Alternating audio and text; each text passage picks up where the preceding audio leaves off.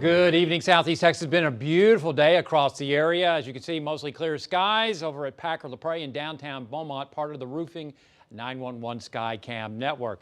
It looks like no changes on the Southeast Texas skeeter meter. Very high to extreme levels of mosquito activity, particularly at dawn and dusk, expected Wednesday, Thursday, and Friday in the area. As you can see, nothing on radar, nothing really on satellites, mostly clear out there. Weather watchers reporting temperatures in the 70s. We're at 73 over into Hampshire. Tim Trahan, the warm spot at 79, in Port Arthur at 73, in Orange 73, and over into Mauriceville, Lynn reporting 76. Further to the north, Jim Monk, after a big fishing trip, he's back from Alaska. 70 degrees is what he's reporting in Woodville. Travis Smith at 72, and over in Jasper, currently 70 degrees. Across the state, temperatures are mainly in the 80s. We're seeing some 70s across Louisiana and East Texas. Otherwise, it's pretty quiet.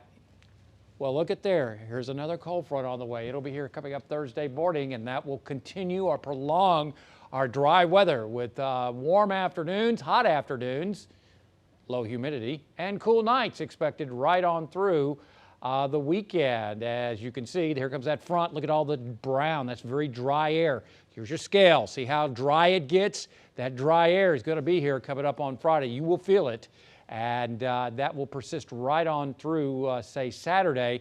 Then the high that is responsible for driving this cold front on down to the south will move off to the east, and we'll begin to see a southerly and southeasterly wind flow off the Gulf of Mexico with moisture returning. In the tropics, Invest 91L is back up to a 50, or I should say up to a 50% probability of this developing. But again, as you can see, expected to head on off towards the northeast with a moderate risk of intensification. Could bring locally heavy rainfall in through the southeastern U.S. Not concerned about that with northerly winds over us deflecting the storm. And then here is Larry. There's a tropical storm watch for Bermuda. This is going to produce quite a bit of large swells along the east coast of the U.S. But again, it could just graze Newfoundland as it becomes extra tropical. Locally, we're looking at a beautiful night tonight as temperatures drop right on into the 60s. Should be a nice morning to sit on that back porch and drink that cup of coffee. Wish I got up that early. I'll sleep right on through it. But as you see, a lot of 60s across the area.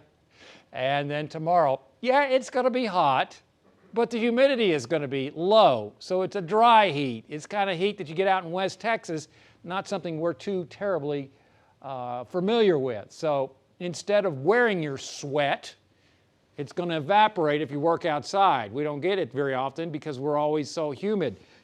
When you sweat, it evaporates because of the dry air. Evaporation's a cooling process, so it feels a little more comfortable out there. Otherwise, besides sweat, on the Gulf of Mexico, looking at a good boating forecast tomorrow with mostly smooth seas around a foot and northeast winds at 5 to 10 knots tonight. Mostly clear and cool.